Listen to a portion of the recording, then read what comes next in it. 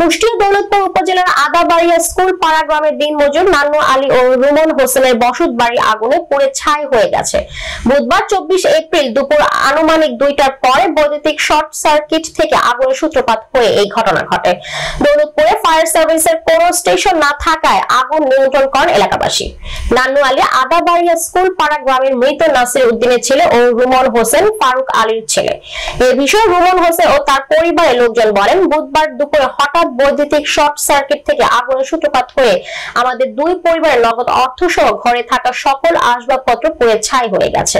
আমরা দিনমজুর, আমাদের পরনে কাপড় ছাড়া সকল কিছু পুড়ে গেছে। সরকারি সহায়তা ছাড়া আমাদের উঠে দাঁড়ানোর কিছুই নাই, তাই সরকারের কাছে সহায়তা চাই আমরা। বুধবার সন্ধ্যায় পোড়া বাড়ি পরিদর্শন করেন আদাবাড়িয়া ইউনিয়ন চেয়ারম্যান আব্দুল হেল বাকি ও আওয়ামী লীগ নেতা ওয়াজেদ আলী চিনো। এ সময় চেয়ারম্যান বলেন, তাদের যে ক্ষতি হয়েছে তা অপূরণীয়।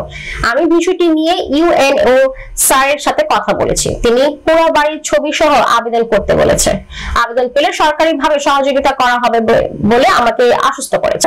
জানতে পাইনি, দেখছি ঘরের মধ্যে আমরা কি সেন্টে ধরেছে, কারেন্ট ধরেছে, নাহলে ঘরের মধ্যে আগুন করতেই পাবে।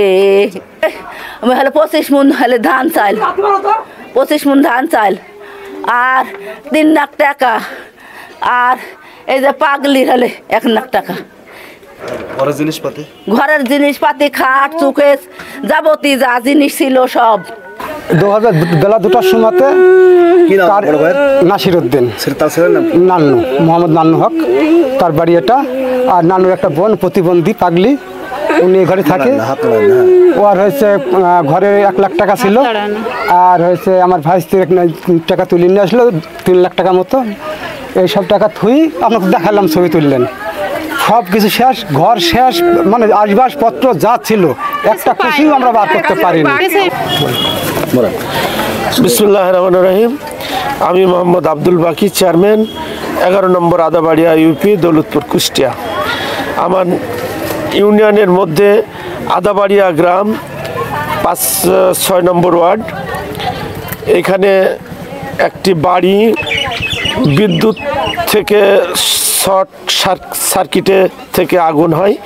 আগুন হয়ে পুরো 2টো পরিবার পুড়ে শেষ হয়ে যায়।